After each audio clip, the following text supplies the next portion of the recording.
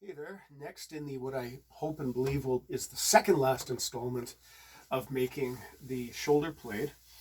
And I got up this morning and it's quite cold. It's below freezing outside. So I thought, let's be warm and fashionable, because it's the whole point about good clothes is you wear them, right? You don't just save them for special occasions, you wear them. So I got gussied up. I feel great.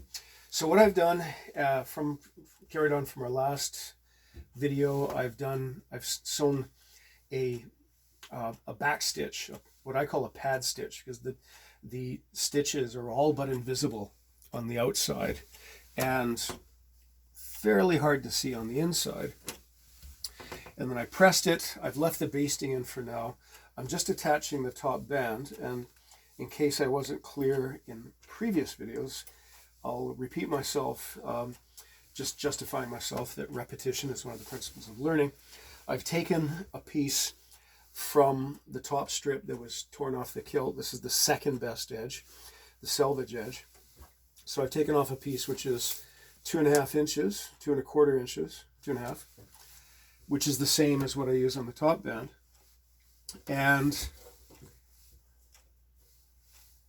I have the raw edge, I'm hiding the raw edge. So I'm putting the raw edge like that. I'm folding it back. Fortunately, with a tartan, there's an element of the design that I can fold to. You may not be able to see it, but there's a black line there.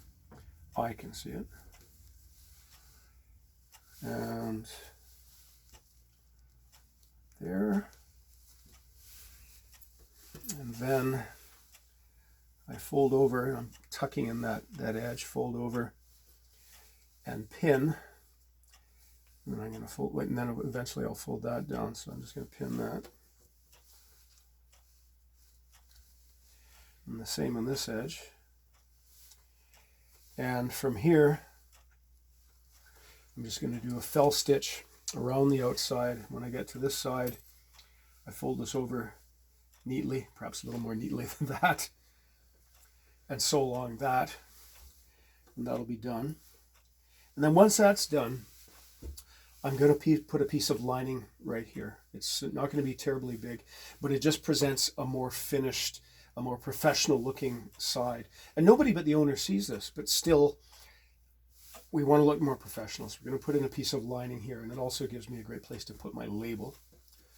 And then that'll be done at that end until I fit the hooks, and that'll be part of the next installment. Now with the front fall, as I'd said earlier, I'd folded this and done the same thing, a pad stitch. Now there's a bit of dimpling there, so I'm going to steam this a little bit to take the dimples out. And if they won't come out, I'll take the stitches out and do it again.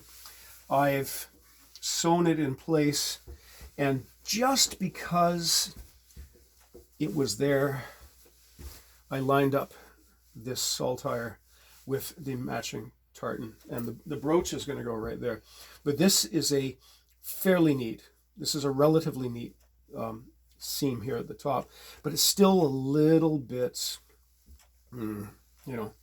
So what I'm going to do is, as I said earlier, I'm going to make a placket on top, and I've cut a piece of cloth so that it's going to match the tartan, and sew that down just to present a more finished appearance. And then that'll be done. So there we are. So I will do that, and then the next episode I will show you how I'm going to fasten those hooks, and what hooks I'm using, how I'm going to attach the 2 bar tacks to the kilt, and what this placket's going to look like finished. And I'll probably dig out a plaid brooch and stick it on so you can see the finished appearance of this thing. So thank you.